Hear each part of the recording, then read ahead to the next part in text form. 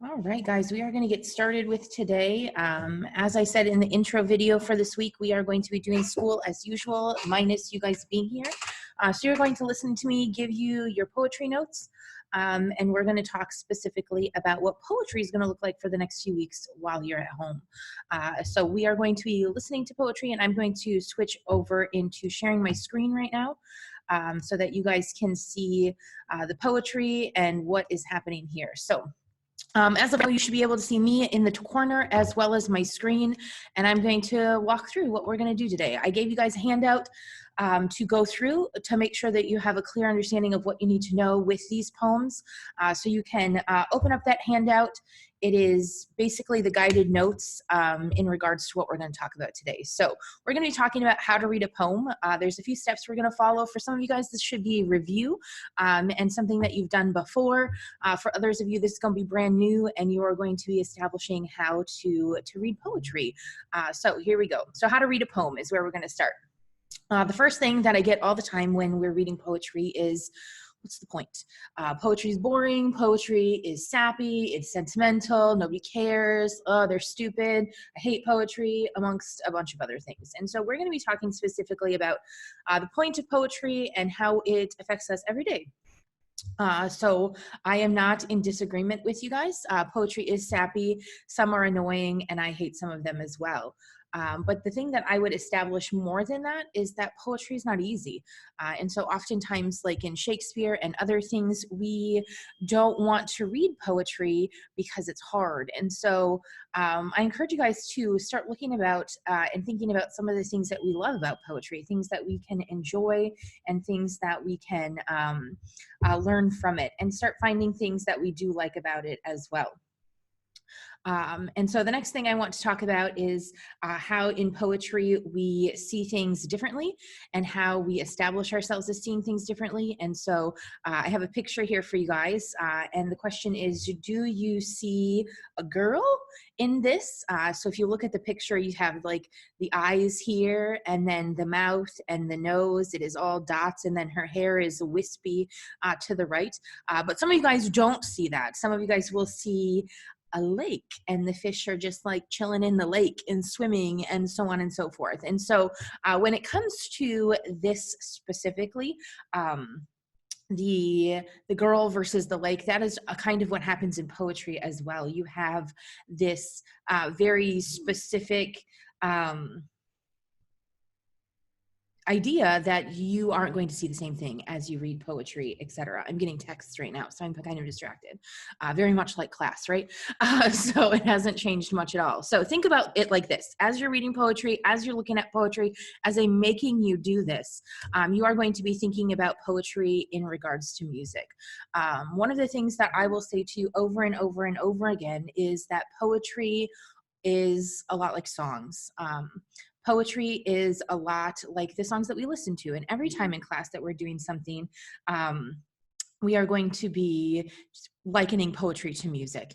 And so you guys, as you're sitting in class, I have many of you are like, hey, can I listen to music while I work? Can I do this? So I know all of us, at least to some extent, enjoy music. And we are going to be thinking of poetry in that way. So the reality of it is not all of us like the same songs, and not all of us like every song we hear.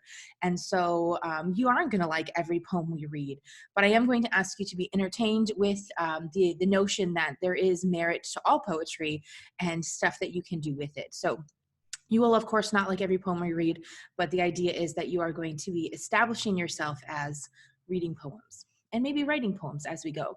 But if you don't like any song or any poem, we have more problems than just that. So you're probably just not paying attention, or you are just one of those like hate-filled people that like to say you hate everything. And so without further ado, we're going to head into translation. This is one of the here, let me move my little screeny dude thing up here. So even after all this time, the sun never says to the earth, you owe me. look what happens with a love like that. It lights the whole sky. And so this is one of my favorite poems that I found, and I thought it was really perfect for this moment, because when it comes to this, we're not asking anything of the poem. We're not asking to establish this as, oh my gosh, I love it or I hate it. It is really this idea that it is there for us to engage with and to love, and that is what we're going to be doing for these next few weeks. So some songs are tired, some are trite. Do you guys know what trite means? Trite means like stupid, like it's like little kid. So some are poorly written, and you just like shake your head. This is going to offend some of you guys as we move to the next slide, but I'm just going to ask you to stick with me. So for this specific song, I think some of you have heard it before. Justin Bieber wrote this song. I think he wrote this one. I could be wrong. Whoever wrote it, okay. So this one is I'm like, baby, baby. Okay, so I can't even do this with a straight face. I'm not going to read all this. But this is not like something that you would like say like, oh my gosh, I have learned so much. He's repeating the same thing over and over again. And catchy, yes. Meaningful, maybe not. And some songwriters are amazingly catchy and like amazingly deep. And so there's a whole gamut in between. And some make you feel like the singer understands you and no one else does. And some make you feel like, oh my gosh, I could be famous. And this is, I think, why most of us feel like we could be YouTubers, because of Justin Bieber. And so poetry can do the exact same thing as songs. I know I've said this to you guys before, but poetry is in fact music, and I'm going to be saying that over and over again. There is more to poetry than just singing and reading it, though. One of the things that I'm going to be asking you to do as we move forward is,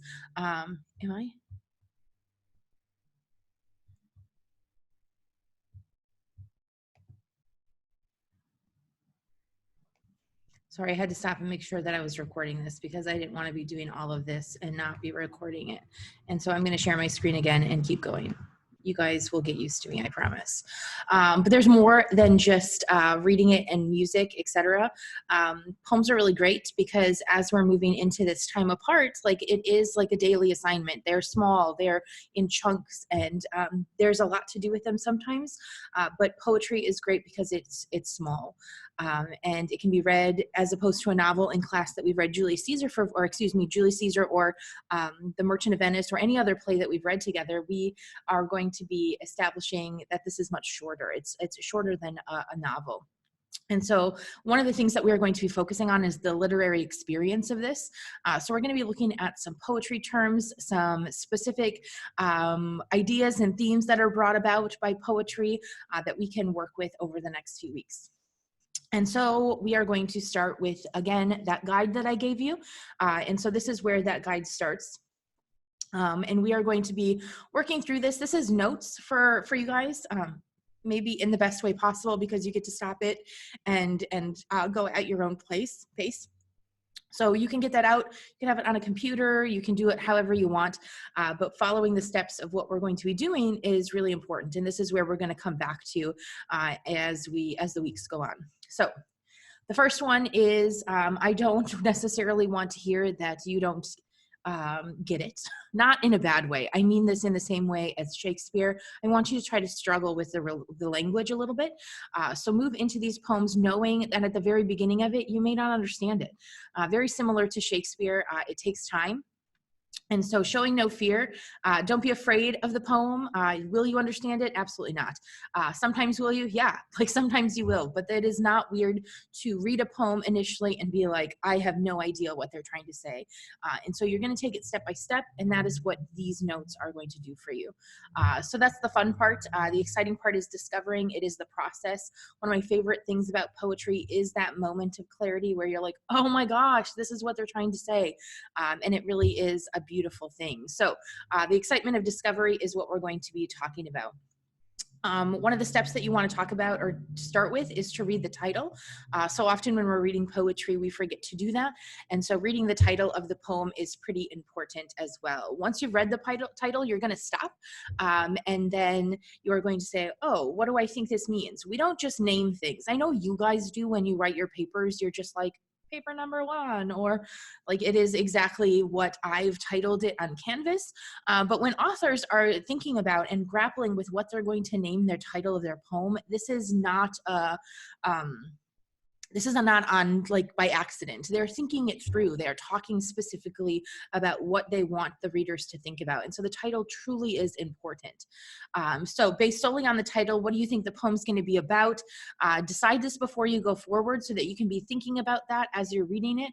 And then think about where that heads as you go. Is this right? Were you right?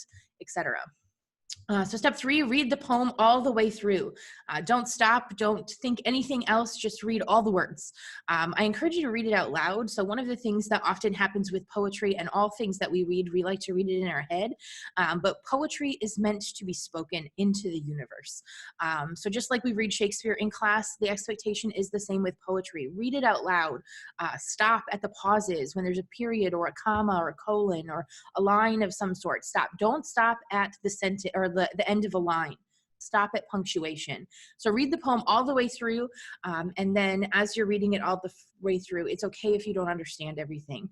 Just read, get the gist, general idea. So, okay, these are the words they use. This is what I get out of it. We're going to dig deeper into these poems as you go, and at the end of this, you're going to have read the poem multiple times.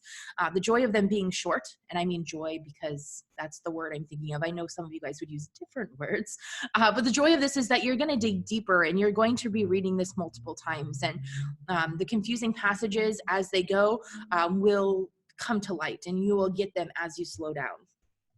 So next, we are going to annotate. This is a word that some of you guys have heard before. This is also a word some of you guys have never heard before. So we're going to be unpacking this as we go. For those of you that have never heard the word annotate, either you have lived under a rock or you just haven't gotten to it yet. And so annotate is the word that we're going to be using, and my expectation for you as you read poetry through that second time. So the first thing, you read it through on your own first. No pen, no highlighter, nothing. You're just reading it. And then once you've read and sat for a second, you are going to read the poem again, this time with all of those utensils, either highlighters or pen or pencil, and you are going to be writing comments in the margins. This may not work entirely if you don't have a printer at home this week, but the idea is that you are going to be engaging with the text.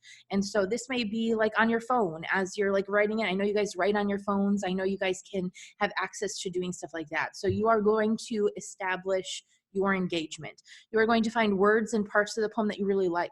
And yes, there's parts that you really like. You are going to find parts in the poem that remind you of something else. You are going to find parts of the poem that you think are interesting and confusing.